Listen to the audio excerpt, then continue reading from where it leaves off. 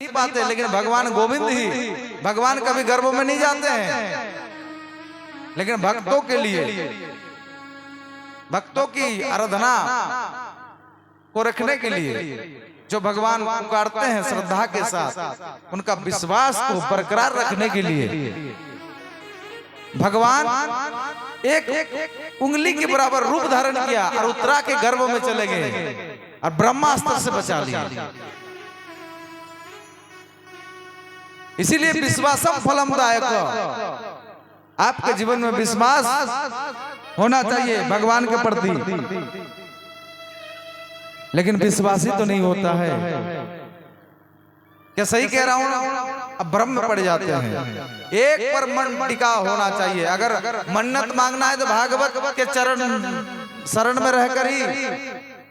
आपको संतान नहीं है तो आज भगवान आ रहे हैं, आज बोलिए हे नंदन नंदन आप मेरे आंगन में भी पधारिए। कम से कम आपका बालक स्वरूप तो मैं आप लोग जब आएंगे जीव को भेजेंगे तो मैं अनुभव करूंगा और आपका खूब नंदोत्सव मनाऊंगा। ऐसा गोविंद से बोलिए। ये चमत्कार कई जगह हुआ है। हम ये बात कहा कि बम्बई वाले फोन किया था, वो जो हरसाडी में हम लोग कथा किए थे, उसका कोई संतान नहीं था, हर जगह जवाब दे दिया था। डॉक्टर हो, दवा हो, ओझा हो, तांत्रिक हो, सब जगह। तो रोने लगा पति पत्नी, बोले पैसा का कमी नहीं लेकिन संतान नहीं है। बोले 12-13 साल हो गया। बोले मैं क्या कर सकता हूँ, भगवान को बोलो प्रार्थना करो। एक फल उठा करके दे दिया। और ये 4-5 दिन पहले हमको फोन किया, महाराज चमत्कार हो गया, मेरे बेटा हो गया है। अच्छी बात है। ये वीडियो हम दिखाऊंगा जब वो हमको बुलाएगा, लाला को। ऐसा कई जगह हुआ। एक यहाँ पे एक ग्राम है, इनके बगल में असना ग्राम, वहां भी उस तरह का घटना। हर जगह पर घूम लिया लेकिन हुआ नहीं। इसीलिए विश्वास होना चाहिए, भगवान के श्री चरणों में विश्वास होना चाहिए। और सबके यहाँ नहीं भटकना है। यहाँ बोल दिया भगवान मैं नारियल चढ़ाऊंगा और उत्सव मनाऊंगा, और कल काली मैया के वहां चला गया, दाएं और बाएं हम दो चढ़ाएंगे, हो गया तब नहीं होगा। तब जाओ तो बोलो वहां मुर्गा चढ़ा दूंगा, ये नहीं होगा। किसी को मार करके आप बोलेंगे मेरा संतान आएगा, ये हो नहीं सकता, ये भ्रम है। अगर देखिए ये सब लोग मानते हैं, लेकिन जब से भागवत को खुला, जब लोग हम संतों का संग किया, कोई भी इसे नहीं मानता है। ये गलत है। कोई देवी शक्ति किसी को जान लेकर के आपको जान नहीं देंगे, ये मानना ही पड़ेगा। अगर पशु चढ़ा करके आपका कल्याण होता तो आप कभी नहीं मरते, है ना? कभी मरते? चले मरने वाले 2-4 बकरा को चढ़ा दो, नहीं मरेंगे। ऐसा नहीं होता है। मृत्यु 100 प्रकार की होती है, भागवत कह रही है। मृत्यु 100 प्रकार की है, लेकिन 99 मृत्यु अब बच सकते हैं सत्कर्मों के माध्यम से।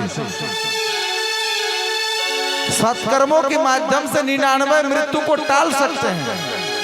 अगर जीवन में सत्कर्म है तो दवा से और व्यवस्था से, सावधानी से बच सकते हैं। लेकिन 100 प्रकार की मृत्यु आएंगे आपके जीवन में तो दुनिया की कोई ताकत नहीं बचा सकता है, कोई नहीं बचा सकता है। तो भागवत आपको आज यही सिखा रहे हैं कि एक इंसान बनो, नेक इंसान बनो। जब आप बस्ती में चलोगे तो सबका सर झुक जाए आपको देखने के बाद। एक बेटी चलोगी बस्ती में तो सबका सर झुक जाएगा। एक चरित्रवान लड़की जा रही है, इसकी तरफ अगर मैं आंख उठा करके देखूंगा तो मेरा आंख फूट जाएगा। एक ऐसा स्त्री सभी सती सावित्री बनो। कैसी सती सावित्री? बट सावित्री पार हो गया? कौन कौन करती हो?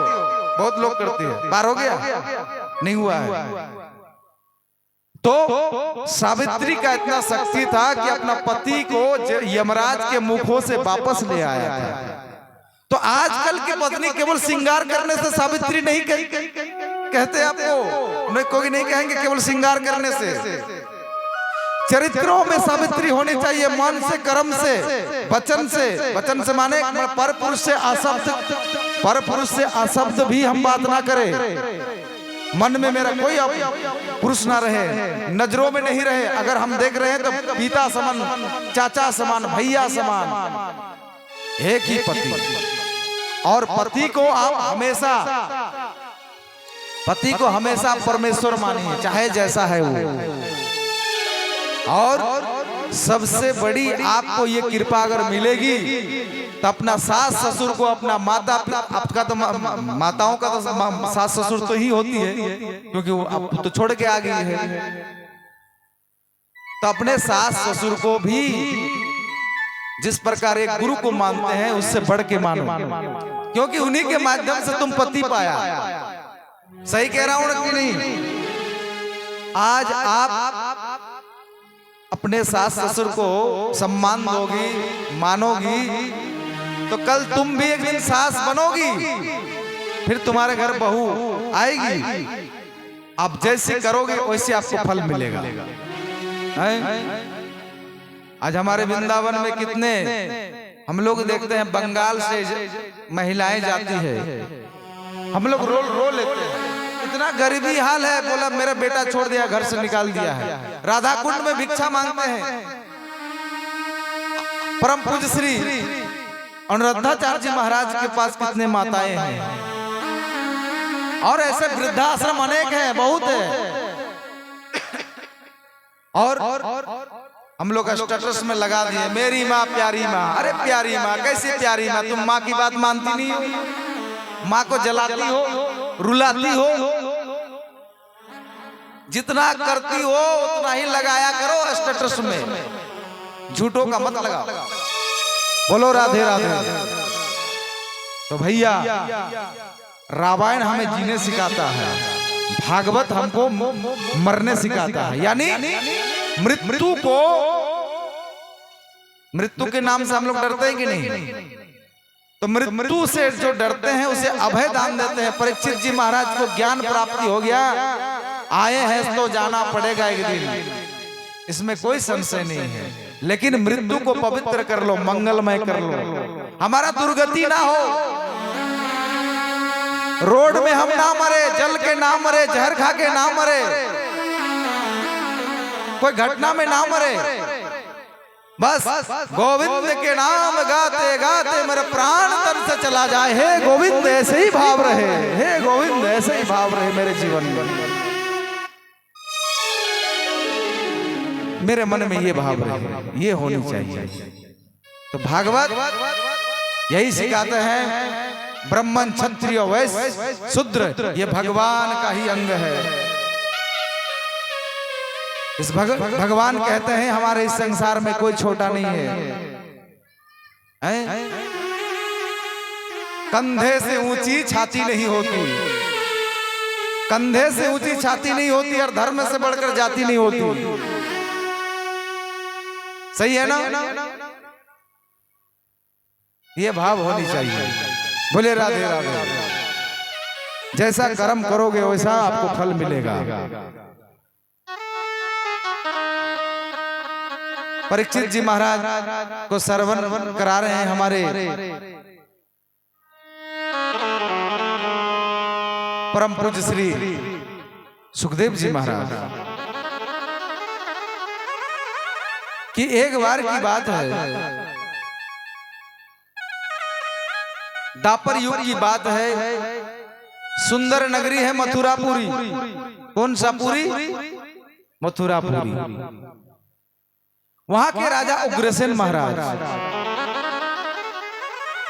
कंस का पिता का क्या नाम? उग्रसेन जी। कभी सोचे हम लोग कि उग्रसेन जैसा धर्मात्मा नहीं था, लेकिन उनका बेटा, उनका पुत्र इतने बड़े दैत्य, इतने बड़े राक्षस कैसे बन गया? कैसे बन गया बताइए। एक बार उग्रसेन की पत्नी मायके गई थी। और वहां पे उनका रजोसुला धर्म प्रारंभ हो गई। और होने के बाद रजोसुला के बाद स्नान किया, स्नान करने के बाद श्रृंगार किया और बगीचा में टहल रही थी। टहलते टहलते अपना पति को याद आया, उग्रसेन को। और पति को जब याद आया तो मन उनके पति के प्रति डूब गया। उनका भाव ऐसे हुआ कि काश पति आज यहाँ रहता तो कितना हम लोग साथ में टहलते, बातें करते। मन उनका उथल पुथल होने लगा।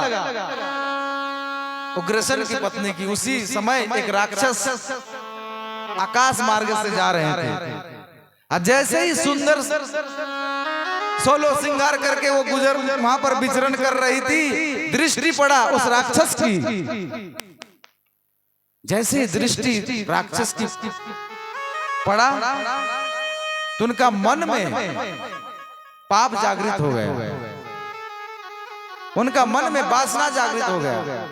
वो भेष को बदल लिया, राक्षस के पास शक्ति होता था, उग्रसेन का रूप धारण कर लिया। उग्रसेन का रूप धारण कर लिया। जिस मार्ग पर टहल रहे थे उसी तरफ से उधर से ही उग्रसेन के भेष धारण करके वो राक्षस आ रहा था। और जैसे ही इन्होंने देखा, अरे मैं पति को मन में सोच रहा था, मेरा पति आ गया, मेरे प्राणनाथ आ गया। खुशी से भाव विभोर हो गया, तुरंत जाके हाथ पकड़ लिया, आलिंगन किया। रजोसुला स्त्री जब स्नान करती है तो उसे कामदेव परेशान करते हैं। उस समय जो नहीं होना था पाप की कर्म, वो पाप हो गया। और उसी राक्षस की वीर्य उनके गर्भ में पड़ा और वो गर्भधान हो गई। उसी से कंस का जन्म हुआ। बड़ा पापी, बहुत पापी। लेकिन